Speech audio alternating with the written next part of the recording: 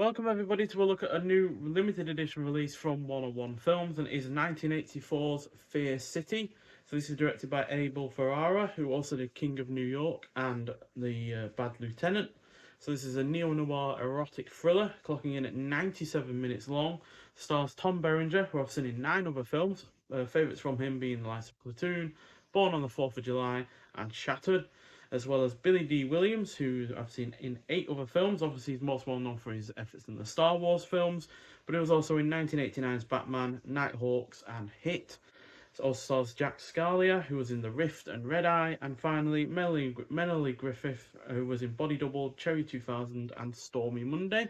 So this is about a psychopath who is on the loose in Manhattan, who is stalking and mutilating beautiful strippers who are employed by booking agents Matt Rossi and Nikki Parenzo, or Pozzino. And but when the madman targets Matt's ex-girlfriend Loretta, he must confront his own violent past to stop the sadist. So genuinely surprised by how much I enjoyed this, given at surface level this does come across as a Cruising knockoff. Cruising obviously being directed by William Friedkin.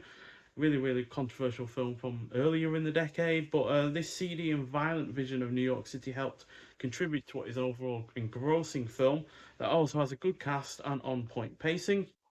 The look of the film is also great as it fits the plot and vibes perfectly. The score soundtrack is both fun and well done. There is decent characterization, the violence is effective, it has solid production value, and it features one of the funniest out of nowhere lines I have ever heard in a film in a long time. Not going to say it here, but it's basically when a guy comes out of a strip club after he's not satisfied with the quality of the strippers, should I say, because when these people are being attacked, their their other colleagues are naturally wary of going out and doing their work, so they stay behind. So they have to go for lower quality strippers, and yeah, it's fair to say one of the patrons is not happy. And yeah, you'll know the line if you've seen the film before, but if you haven't, you'll definitely notice it when it happens. But still, overall, a really good film. 4 out of 5 as far as I'm concerned. Which, yeah, I've not always been positive about Ferrara's films before. Although, to be honest, I might well give King of New York another look at, because I feel like I was probably a little bit harsher on that than I should have been. Although I say Bad Lieutenant is still a little bit too grimy and sleazy for my taste, but this is not quite as bad as that. Although obviously a lot of people do love that film, and I can kind of see why. But for me personally, it was not the case. So yeah, we get a printed disc with this.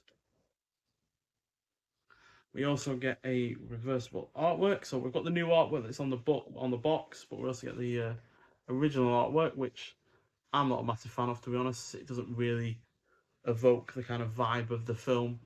Kind of looks like a 80s sitcom or something like that, to be honest. But still, there it is. If you wish to have that version, we also get a booklet with the release as well,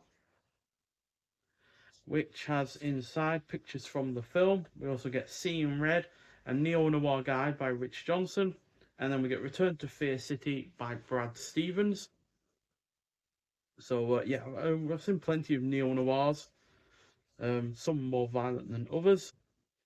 But yeah, this basically just goes through them, talks about certain ones. Then you've got like shots through the film while talking about the film itself. So yeah, there we go. I'm sure that's going to be a nice booklet to read through. And in terms of on the disc, well, it's an uncut version of Fear City that clocks in at 97 minutes long. I have heard that it's the more well-known version is about 95 minutes long, so slightly shorter. Granted, those extra 2 minutes are probably going to be just a few seconds to about 30 seconds here or there in terms of the violence, because no doubt that is what was cut originally. You also have a commentary with film critic Kevin Lyons, extended trailer, and all of the physical extras that I've already shown off here. So, yeah, I like the boxes on these. They're not the strongest ones that you'll see around, but they are a nice addition to the set itself. But these are a little bit different to the older ones that they used to do, as this is glossier.